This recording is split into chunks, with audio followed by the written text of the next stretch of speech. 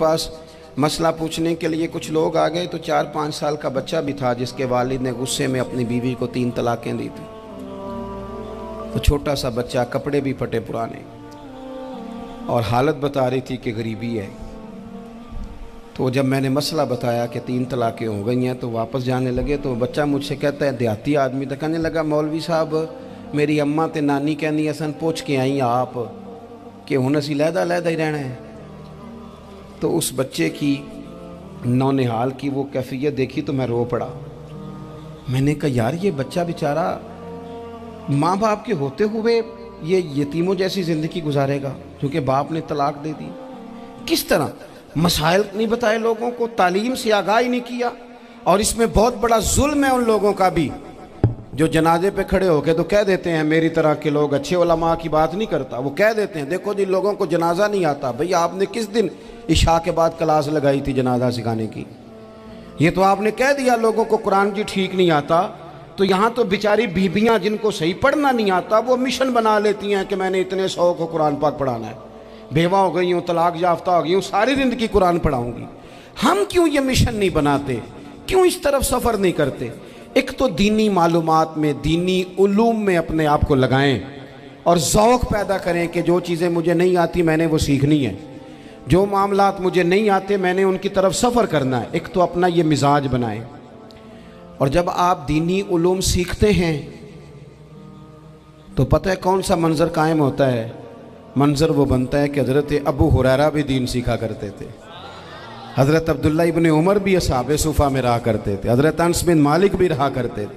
और ऐसा मंज़र बनता है कि हज़रत सैयदा खतीजतुल कुबरा रज़ी अल्लाह ताला अन्हा फरमाती हैं, सैयदा फ़ातिमा हुज़ूर की गोद में बैठी होती थी और नबी पाक से बातें पूछती थी और हुज़ूर उन्हें बता रहे होते थे। सैयदा आयशा हुज़ूर से दीन की बातें पूछती। चौथा हिस्सा हमारी फ़िक़्ह के उसूल हज़रत फ़ातिमा की, हज़रत आयशा सिद्दीक़ा की मरवियात पर मबनी है। अगर हमारी बच्चियां छोड़ दें डाइजेस्ट पढ़ना, छोड़ दें इधर उधर की मूवी देखना और वो किताब व सुन्नत पर आ जाएं तो बहुत सारे मसाइल ऐसे हैं जो उलझने से पहले ही सुलझे हुए हों। दीनी तालीम का मिजाज और ज़ौक़। और दूसरी आयत करीमा मैंने तिलावत की, अल्लाह करीम ने कुरान मजीद में फरमाया, या अय्युहल्लज़ीना आमनू कू अनफुसकुम व अहलीकुम नारा, ऐ ईमान वालों खुद भी दोज़ख की आग से बचो और अपने घर वालों को भी बचाओ। ओ वालिद, वो माँ जो बच्चों को भूख से बचाने के लिए मेहनत करती है, उनको मायूसी से बहुत सारे माँ बाप ऐसे होते हैं जिनके पास कपड़े लेने के पैसे नहीं होते ईद पे। क्यों? अजान शुरू होगी जी, अजान सुने जी। अजीज़ भाई, जिस तरह हम अपने बच्चों को देखें, बहुत सारे माँ बाप के पास गुंजाइश नहीं होती, लेकिन इस नीयत से कि बच्चों के दिल टूट जाएंगे, ईद पे कैसे गुजारा करेंगे, मुश्किल से भी कपड़े ख़रीद के देते। इस तरह हम अपने बच्चों को भूख से, प्यास से, मायूसी से बचाते हैं। इस तरह हमारे रब ने हमारे ज़िम्मे लगाया है कि तुम अपने बच्चों को कोशिश करो दोज़ख की आग से बचाने की। हज़रत उमर फ़ारूक रज़ी अल्लाह ताला अन्हु ने अर्ज़ किया था, या रसूल अल्लाह सल्लल्लाहु ताला अलैहि वसल्लम, इस आया करीमा का माना क्या है? तो महबूब करीम अलैहिस्सलाम ने फरमाया, उमर, जिन चीज़ों का अल्लाह तुम्हें हुक्म देता है तुम अपने घर वालों को उन चीज़ों का हुक्म दो, जिन चीज़ों से रब रसूल तुम्हें मना करते हैं अपने घर वालों को उनसे रोको। अपने घर के अंदर निफाज़े दीन करने की कोशिश करो। मेरे भाई, बहुत ज़्यादा आजमाइश है हमारे घरों में, बेचैनियाँ हैं, इज़्तिराब है, बच्चों में सख्ती है, बहन भाई एक दूसरे के साथ लड़ते हैं, मिजाजों में तलखी आ गई। क्यों भला? इसलिए कि माँ बाप को जो बेहतरीन किरदार और जो हसीन तरीका घर में अपनाना चाहिए था, बच्चे तकरीर बाहर से सुनते हैं लेकिन वो फॉलो अपने माँ बाप को करते हैं।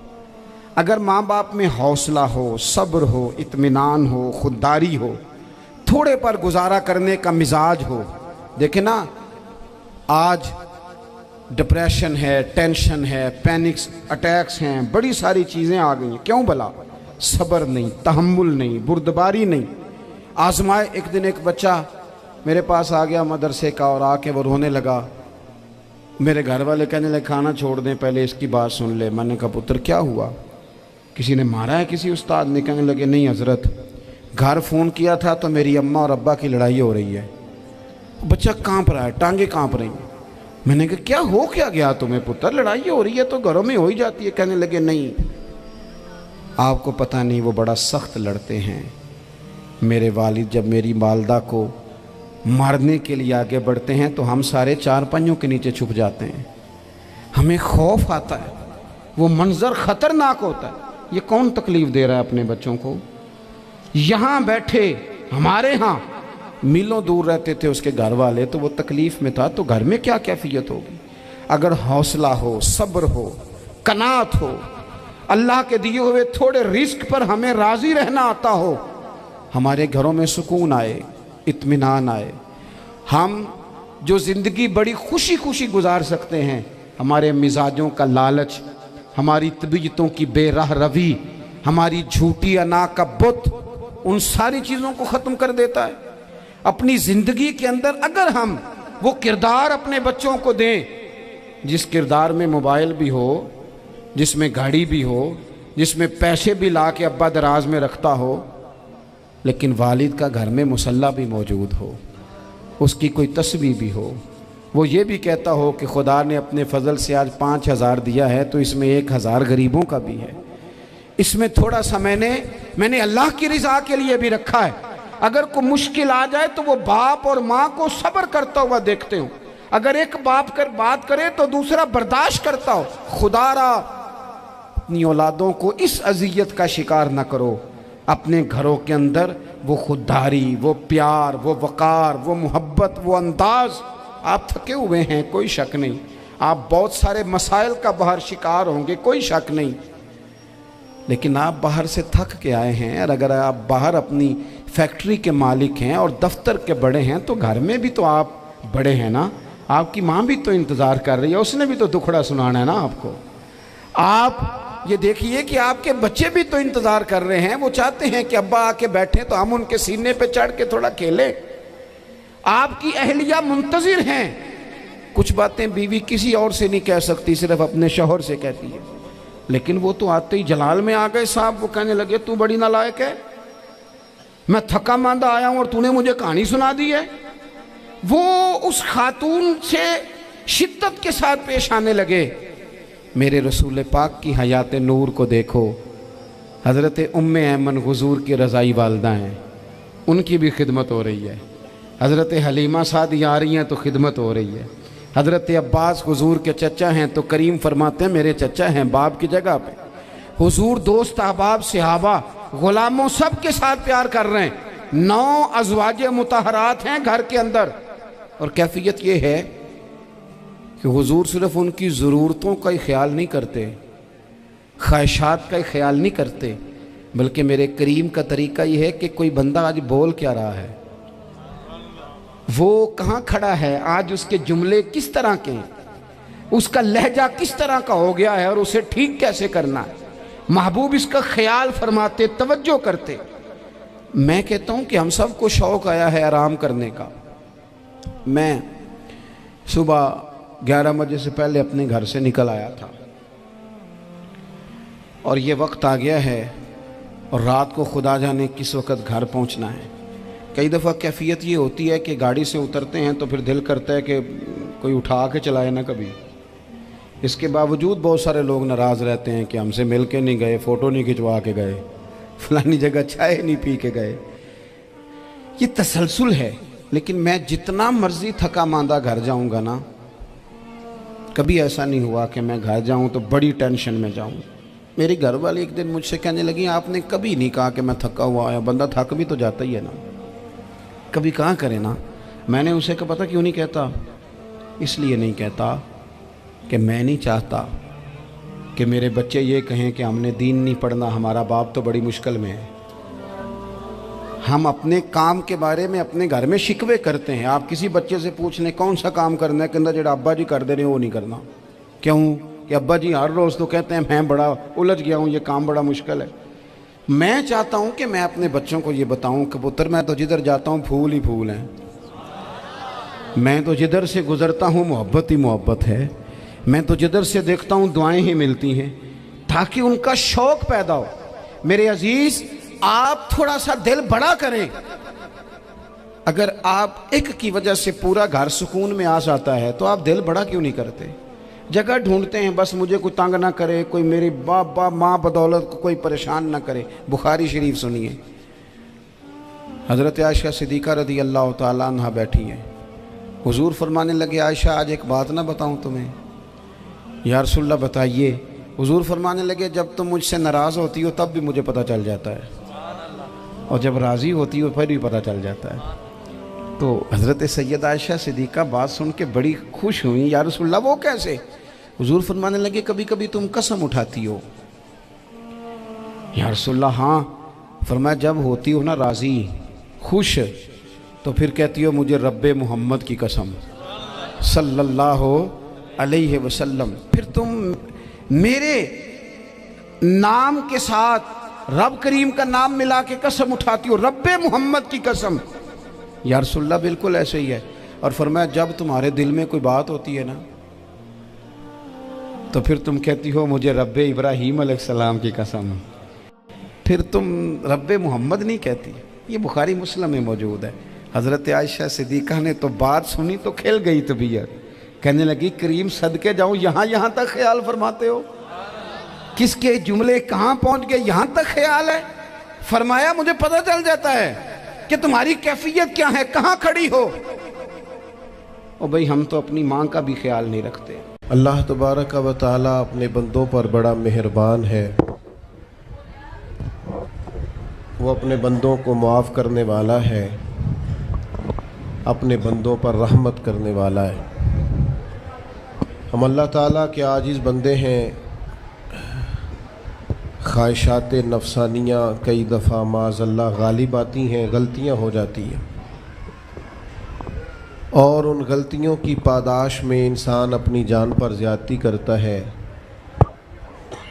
اللہ تعالیٰ معاف کرے تو اس کا سفر اللہ کے عذاب کی طرف ہوتا ہے۔ اب ہمیں یہ حکم ہے کہ ہم سب بار بار استغفار کریں اپنے رب کی بارگاہ میں، اس کے حضور توبہ کریں، اللہ سے معافی کے خواستگار ہوں۔ نبی پاک علیہ الصلوۃ والسلام نے تعلیم امت کے لیے فرمایا ہے کہ میں دن میں 100 بار اپنے رب سے استغفار کرتا ہوں۔ بار بار اس کی طرف رجوع کیا جائے، بار بار اپنے رب کے حضور معافی مانگی جائے، اور بار بار جائزہ لیا جائے اپنے اعمال کا۔ بار بار کوشش کی جائے کہ ہم اپنے آپ کو سنواریں، ہم اپنے آپ کو بدلیں، اپنے اندر تبدیلی لائیں، ہم ایسے اعمال کریں جس کی برکت سے اللہ تعالی ہمیں معاف فرمائے۔ اللہ جزائے، بڑی مہربانی، جزاک بڑی مہربانی۔ کوشش کریں کہ ہم بار بار اپنا حساب کریں، محاسبہ کریں۔ ہمارے ہاں یہ ہوتا ہے کہ لوگ اپنی جسمانی صحت کا تو بڑا خیال رکھتے ہیں کہ میری طبیعت ٹھیک نہیں، ٹیسٹ کرا لوں، یہ چیز کھاؤں، یہ نہ کھاؤں، میں غور کروں کہ کس چیز سے میری طبیعت خراب ہوتی ہے، کس سے بہتر ہوتی ہے، اس کا بڑا لحاظ اور خیال کیا جاتا ہے۔ لیکن روحانی زندگی کس سے برباد ہوتی ہے، کون سے گناہ ہیں جو باطن کو اجاڑ دیتے ہیں، دل کو تباہ کر دیتے ہیں، اخلاق کا جنازہ نکال دیتے ہیں، اس پر ہم غور نہیں کرتے۔ اپنی ساری زندگی اپنا ظاہر سنوارنے میں گزار دیتے ہیں، اور دل جس پر رب کریم کی نظر کرم رہتی ہے اس پر ہم توجہ نہیں کرتے۔ سب سے پہلے تو اپنا محاسبہ کریں زندگی میں۔ حضرت عمر رضی اللہ تعالیٰ عنہ ایک جملے میں بات بہت بڑی ارشاد فرما گئے۔ آپ فرماتے ہیں کہ اپنا حساب کرو اس سے پہلے کہ تمہارا حساب کیا جائے، پھر حساب کیا جائے گا تمہارا پھر مشکل ہوگی، تو ابھی سے اپنا حساب کیا جائے۔ اب ان لوگوں کا معاملہ ہے جو دنیا سے رخصت ہو گئے۔ انسان خیر اور بدی اس کا مجموعہ ہوتا ہے. انسانوں میں نیکیاں بھی ہوتی ہیں، کمزوریاں بھی ہوتی ہیں. اب ہم میں سے جو دنیا سے رخصت ہو گئے ہیں ان کے تعلق سے ہمارے کوئی ذمہ داریاں ہمارے ذمے بچتی ہیں. ایک تو ہم سب کا معاملہ ہے، وہ میں نے پہلے عرض کر دیا کہ ہمیں اپنا حساب کرنا ہے، اپنے معاملات کو دیکھنا ہے، استغفار کرنا. پھر یہ کہ جو لوگ رخصت ہو گئے ان کے لیے کیا کریں. تو چونکہ انسان میں کمیاں بھی ہوتی ہیں، خوبیاں بھی ہوتی ہیں، تو سب سے پہلے تو اللہ کے حبیب علیہ السلام نے ہمیں فرمایا ہے کہ اذکروا محاسن موتاکم. جب تم میں سے کوئی رخصت ہو جائے تو اس کی اچھی اچھی باتوں کا ذکر کرو. ایسا نہیں کہ انسان میں ساری خوبیاں ہی ہوں گی، لیکن تم خوبیاں تلاش کر کے ان کا بیان کرو. تم زمین پر اللہ کے گواہ ہو. ایک تو جب بھی کسی جانے والے کا ذکر کریں خیر کے ساتھ کریں، بھلائی کے ساتھ کریں، اچھے لفظوں کے ساتھ کریں. کہیں کوئی کمی یاد آئے بھی تو اب اسے چھوڑ دے، وہ بندہ رخصت ہو گیا. اس کا ذکر خیر کے ساتھ کرنا، اس کو ذہن میں ضرور بٹھائیں. دوسری بات یہ کہ جب کوئی دنیا سے جائے تو اس کی طرف سے ایصال ثواب کریں، یعنی ایسے اعمال کرے جن کی وجہ سے اسے ثواب پہنچے. اب ہمارے ہاں جو رسم و رواج بعض بن گئے ہیں، بڑی بڑی دیگیں، بڑے لاؤ لشکر، نامی گرامی بندہ ہے تو نامی گرامی آؤ جاؤ تو کھانے تو بڑا جلسہ تو پتہ لگ جائے لوکاں نوں. تو پہلے تو یہ یاد رکھو جس کام میں تھوڑی سی بھی ریاکاری ہو اس پر اللہ کی بارگاہ سے اجر کی امید کیسے رکھتے ہو؟ جب تک عمل خالص لوجہ اللہ نہیں ہوتا، جب اس پر ثواب مل نہیں رہا تو جائے گا کیسے؟ جتنا آپ عمل چھپا کے کریں گے، جتنا آپ عمل اللہ کی رضا کے لیے کریں گے، اتنا ثواب زیادہ ہوگا، جانے والے کو فائدہ زیادہ ہوگا. وہ میں ختموں پہ جاتا ہوں کئی دفعہ تو وہ کہتے ہیں اتنے لاکھ روپیہ مسجد کو دیا، اس کا بھی اعلان کر دیں. اتنے قرآن پاک پڑھے ہیں تو اس کا بھی اعلان کر دے. کس کو بتا رہے ہو اعلان کر کے؟ اللہ کو تو پتہ ہے تم نے کیا پڑھا ہے. یہ پرچیاں پڑھ پڑھ کے کس بات کی سنا رہے ہو؟ کیا مطلب ہے اس کا؟ حضرت عبداللہ ابن مسعود رضی اللہ تعالیٰ عنہ فرماتے ہیں بعض ریاکار مر کے بھی ریاکاری نہیں چھوڑتے. حضور مر کے ریاکاری نہیں چھوڑتے، مرنے کے بعد کیسے ہوگی؟ فرماتے ہیں ان کی خواہش ہوتی ہے جنازے بڑے ہونے چاہیے، لوگوں کو پتہ لگ جائے فلانا گیا. مرنے کے بعد بھی تو دکھاوا کر رہا. حضرت ابو ذر غفاری رضی اللہ تعالیٰ عنہ کا جنازہ چند لوگوں نے پڑھا ہے، 4-5 لوگوں نے، اور حضور کے محبوب ترین صحابی ہیں. بڑا جنازہ بھی بڑی بات ہے، اللہ تعالیٰ توفیق دے تو اچھے لوگوں کے بڑے جنازے، لیکن کسی کا جنازہ چھوٹا بھی ہو جائے تو مطلب یہ نہیں کہ بندہ ٹھیک نہیں تھا. بات کی سمجھ آ رہی ہے؟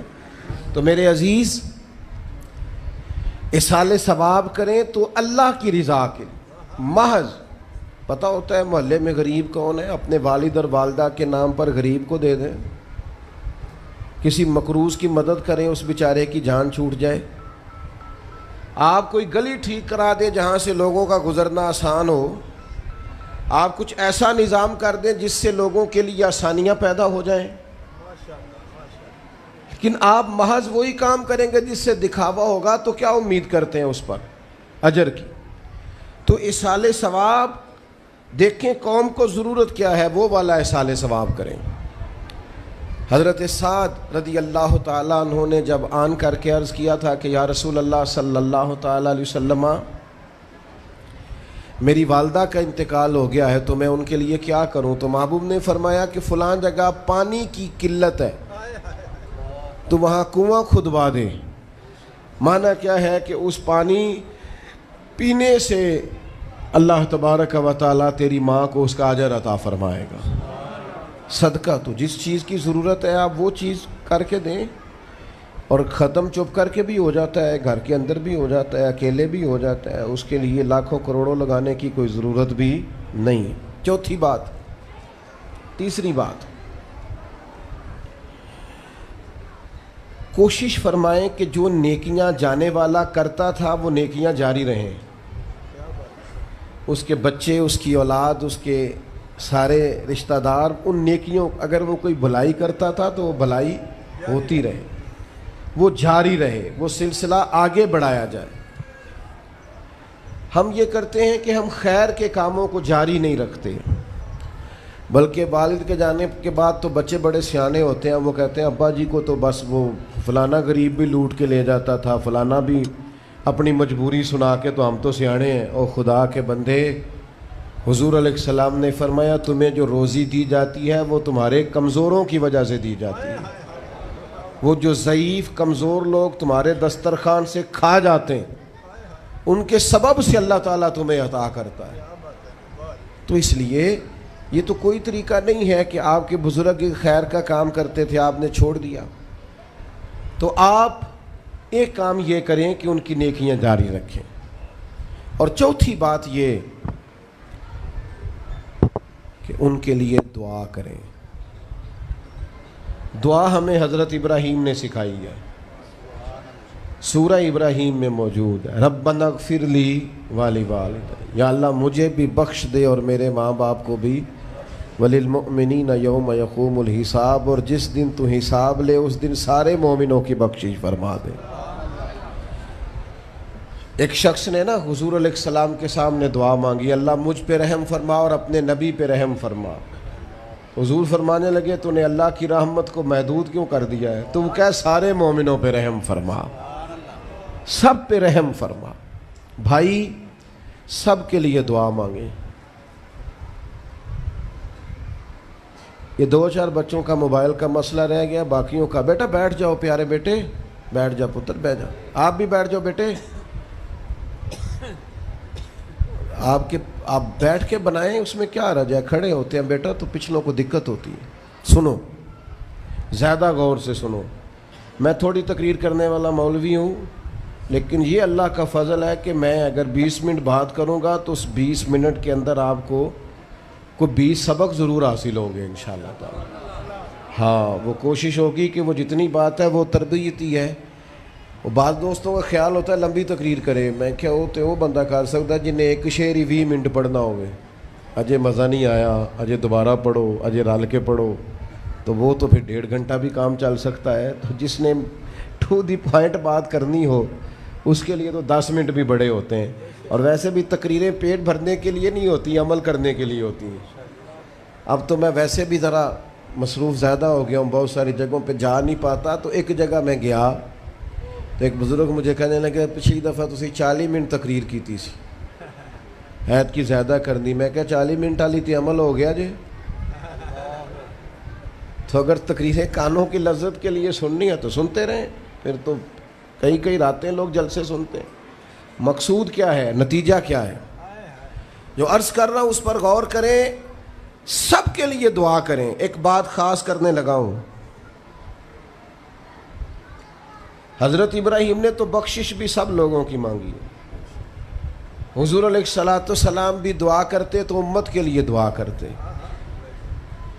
کبھی اپنے بھائی کے لیے بھی تو دعا کرو نا یار، اللہ تعالیٰ اسے بھی ذرا زیادہ روزی دے۔ بھتیجوں کے لیے بھی دعا کرو، بھانجوں کے لیے بھی کرو۔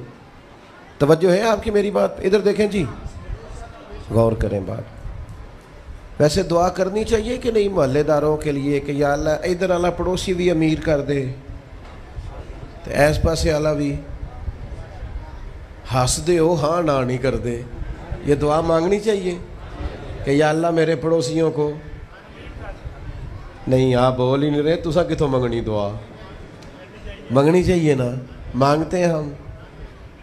ایسی ہوا چلی ہے کہ ہر شخص سوچتا ہے تمام شہر جلے بس ایک میرا گھر نہ جلے۔ او خدا کے بندے، کبھی محدود نہ کر خدا کی رحمت، سب کے لیے مانگ اس سے، وہ بڑا کریم ہے۔ تو کہہ یا اللہ سب کو دے اور سب کے صدقے ہمیں بھی دے۔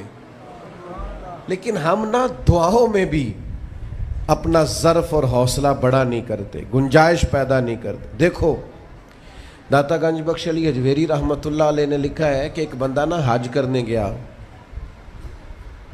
تو ہر جگہ دعا مانگتا تھا، یا اللہ میرے دوستوں کو نیک کر دے، یا اللہ میرے دوستوں کو نیک کر دے۔ عرفات میں بھی، منا میں بھی، مزدلفہ میں بھی، بیت اللہ شریف کے پاس بھی، ہر جگہ یا اللہ میرے دوستوں کو اچھا کر دے۔ تو ایک بندے نے اسے کہا یار یہ عجیب دعا کرتا ہے تو، میرے دوستوں کو نیک کر دیں, اپنے لیے بھی تو مانگنا. تو کہنے لگا اللہ کے بندے میں ہر وقت دوستوں کے بیچ رہتا ہوں, اگر وہ نیک ہو گئے تو میں بھی انشاءاللہ ہو جاؤں گا. ان کی صحبت میرے اوپر بھی اچھا اثر ڈالے گی, چونکہ رہتا جو ان کے بیچ ہوں. ہمارا علاقہ امیر ہو گیا تو انشاءاللہ ہم بھی ہو ہی جائیں گے. لوگوں کے رزق میں برکت ہوگی تو ہمارے رزق میں بھی تھوڑا سا نا کشادہ دل کریں ہر معاملے میں.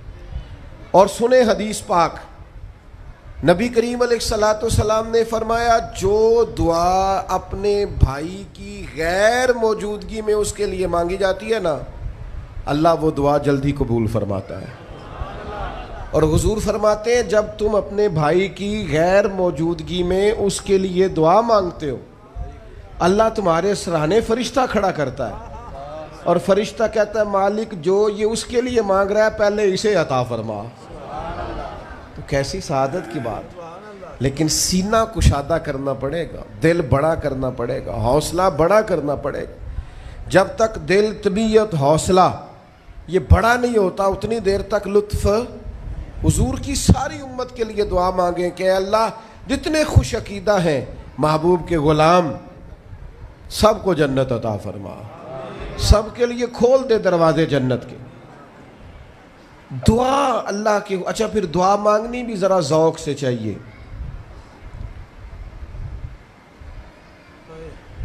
کسی بندے نال ذاتی کام ہوئے, ذاتی کوئی لوڑ پہ جائے وہ کیویں کرائی دا پلا جی, تو ان پتہ ہے سارے انو گل دا. السلام علیکم جناب, کہندا وعلیکم السلام, کتھے ہو جی, میں تے دور ہاں کدھرے تسی حکم کرو. کہندا نہیں ٹیلی فون والی گل ہی نہیں, مینوں مل کدھرے. اور رات کو کسی وقت کہتا میں 2 بجے آؤں گا, میں جاگنا یار مجبوری بڑی ہے, تو پاویں 3 بجے آ مر مینوں مل کے سویں. پھر اس کو جا کے مجبوری بتاتے ہیں, کلیاں قسمیں اٹھاتے ہیں, اور یہ بھی اس کو کہتے ہیں بار بار کہ میں سارے دوستاں سنگیاں ساتھیاں ساکاں نو آکھ بیٹھا تیرے تو بغیر گل کو نہیں سنی کسی بھی. پورا قائل کرتے ہیں اس کو, پورا مجبور کر دیتے ہیں مدد کرے. کرتے ہیں کہ نہیں ایسا لوگ کرتے ہیں نا. اور تمہیں پتہ ہے بندہ کیسے مانتا ہے, منا لیتے ہو تو سیکھ جاؤ نا رب کیسے مانتا ہے. کبھی بیٹھو نا اکیلے مصلی بچھا کے اور کہو نا اس سے کہ مالک تیرے سوا کدھر جائے, کس سے کہیں, کس کی بارگاہ میں عرض کریں, کون ہے جس کے حضور جائیں. وہ ایک بزرگ تھے تو ان کی بڑے درد سے دعا مانگتے تھے, تو کسی نے کہا کہ آپ نے دعا مانگنے کا طریقہ کس سے سیکھا. کہنے لگے اپنی بیوی سے. بیوی سے کیسے سیکھا؟ تو وہ کہنے لگے میری بیوی کو کوئی کام تھا گھر کا, کوئی خرچہ اس نے مجھے بتایا, تو میں نے اسے کہا ابھی میرے پاس پیسے کوئی نہیں, آتے ہیں کہیں سے تو دیتا ہوں, کرا دیں گے. عورتوں کی عادت ہوتی ہے 2-4 دن کے بعد پھر یاد کرایا کہ وہ کام گھر کا ہونے والا ہے, پیدا کیا ہے, بتا تیری بارگاہ میں عرض نہ کروں تو پھر میں کس سے کروں. بندے تو بات سنتے ہیں تو پھر وہ پردے کھول دیتے ہیں, دیتے کچھ نہیں اور لوگوں کو سناتے ہیں فلانا آیا جی پیسے پہ منگدا ہے. ایک سنگی سی ایک دفعہ تے انہیں پائی دا تگڑا ہے چنگا, دور کسی سنگی کو لونے کو مدد لئی تھوڑی. میں نے کہا یار تیرا بھائی ٹھیک ٹھاک ہے, وہ کہتا ہے دیندا تے ہے پر بدنامی بڑی کرتا ہے, سب نو دس چھڑتا ہے. عزت رب کی بارگاہ میں بندہ عرض کرتا ہے تو بندے کا پردہ بھی رہ جاتا ہے اور وہ عطا بھی کر دیتا ہے.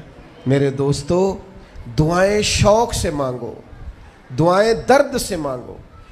وہ اکبر الہآبادی نے کہا تھا مصیبت میں بھی اب یاد خدا ہم کو نہیں آتی. دعا منہ سے نہ نکلی, جیبوں سے عرضیاں ہی نکلیں. دفتروں میں درخواستیں جمع کرانے کے لیے بڑا وقت ہے, اس کی بارگاہ میں کیوں نہیں بیٹھتے؟ اس کے حضور حاضر کیوں نہیں ہوتے جو پردہ پوشی کرے, اپنے بندوں کو نوازے؟ اور 10 منٹ نکال کے اس کی بارگاہ میں آ تو صحیح. حضور فرماتے ہیں رب کہتا ہے میرا بندہ جب میری بارگاہ میں ہاتھ اٹھاتا ہے مجھے حیا آتی ہے, میں خالی واپس کیسے کروں. جاتے ہی نہیں, عرض ہی نہیں کرتے. دعا تو مومن کا ہتھیار ہے, طاقت ہے بندے کی, شان ہے. ہر دکھ سکھ رب رسول کی بارگاہ میں کہے. طاقتور ہو جائے اور پھر دعا ذوق سے کرے, شوق سے. میں چھوٹا سا آدمی ہوں, صبح مسجدوں میں نا قاری صاحب کے پاس, حافظ صاحب کے پاس بچے سبق پڑھنے آتے ہیں, الف با تا سا. میری طرح کا سب سے چھوٹا مولوی بھی سبق پڑھا رہا ہو نا, تو بچہ سبق پڑھاتے ادھر ادھر دیکھے تو قاری صاحب تھپڑ مارتے, کہتے ادھر تک کوئی سبق میرے سے پڑھ رہا, دیکھ ادھر رہا ہے. اور بات بھی ٹھیک ہے کہ وہ بچہ کیسے پڑھے گا جس کا دھیان ہی نہیں, لفظوں کی پہچان ہی نہیں ہوگی. ڈانٹتے ہیں استاد, ادھر توجہ کر. عجیب لوگوں نے رب سے دعا مانگ رہے ہیں, دھیان کسی اور طرف ہے, دل کسی اور طرف ہے, ذوق کسی اور طرف, توجہ ہی کوئی نہیں. مانگ اللہ سے رہیں. بارگاہ کتنی بڑی ہے اور رٹی رٹائی دعائیں چل رہی ہیں, دعاؤں میں باتیں ہو رہی ہیں. ان تے بندے دعا دے ٹائم بھی موبائل نہیں بند کرتے, وہ دی بھی ویڈیو چاہیے انہوں نے. اللہ سے مانگ رہے ہیں. اس وقت بھی توجہ. حضرت موسیٰ علیہ السلام نے عرض کی رب کی بارگاہ میں کہ میری قوم عرض کرتی ہے مالک تو ہماری دعائیں قبول نہیں فرماتا. تو اللہ کریم نے فرمایا کلیم ان کے لفظ میرے ساتھ ہوتے ہیں, دل نہیں میرے ساتھ ہوتے. جملے رٹے رٹائے بولنا اور دل پتہ نہیں کہاں گردش کر رہا ہے. بات جو دل سے نکلتی ہے اثر رکھتی, پر نہیں طاقت پرواز مگر رکھتی. اب جو ہم جانے والوں کے لیے دعائیں کریں گے اس میں تو ہمیں چاہیے آپ پیر صاحب سے دعا ضرور کرائیں, علامہ صاحب سے ضرور دعا کرائیں, لیکن جس ذوق سے پتر نے دعا مانگنی ہے نا والد کے لیے, وہ دوسرا کوئی نہیں مانگ سکتا. جو بیٹی نے دعا مانگنی ہے نا درد سے, وہ دوسرا کوئی. آپ خود دعا مانگیں, خود ختم شریف پڑھیں, خود تلاوت کریں. اسی بڑے منفرد لوگ ہاں. ہمارا یہ طریقہ ہے کہ ہم نے رویہ اس طرح کا بنایا ہوا ہے کہ قرآن شریف بھی کوئی اور ہی پڑھے گا ہمارے ابا جی کے لیے. او بھائی آپ بھی تو کوئی 2 پارے پڑھے نا اپنے والد کے لیے. وہ میں اینے قرآن پاک پڑھائے نے, تو آپ کنے پڑھے نے بھائی؟ ایک بھی نہیں. وہ سارے مدرسے کے بچے. اور پھر آپ نے ناراض نہیں ہونا میری بات سے.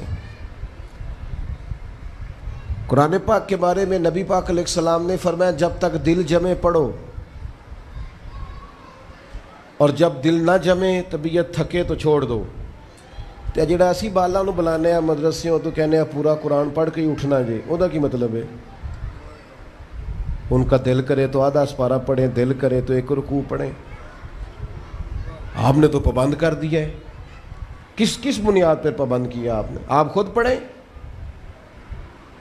اور پھر علماء نے لکھا ہے بچہ نیت کر لے والد کے لیے پڑھ رہا ہوں, کہنے کی بھی ضرورت نہیں, اللہ ثواب عطا کر دے گا. خود 1 سپارہ نہیں. اور بیٹا بیٹی بھائی سنیں میری بات, اللہ آپ کو سلامت رکھے, میری بات سنیں. اب ہم نے کرنا کیا ہے؟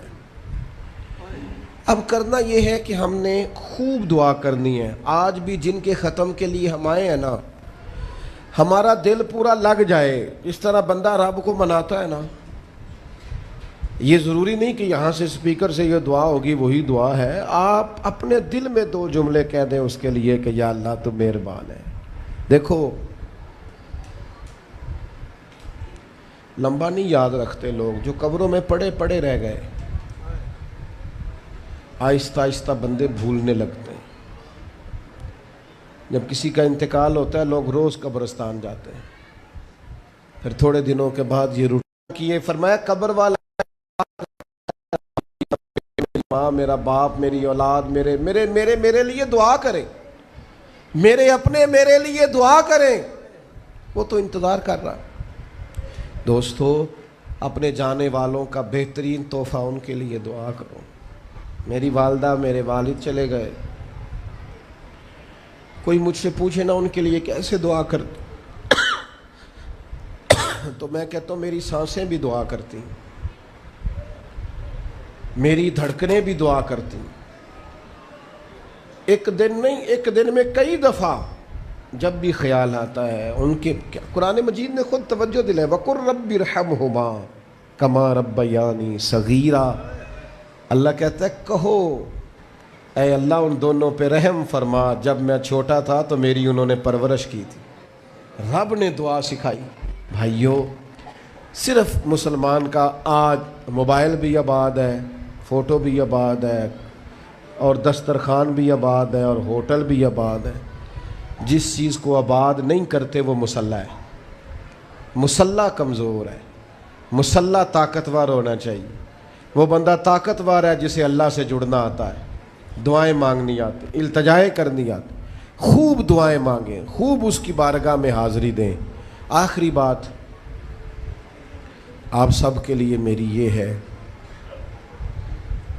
کہ ہم سب نے دنیا کو چھوڑ کے جانا ہے۔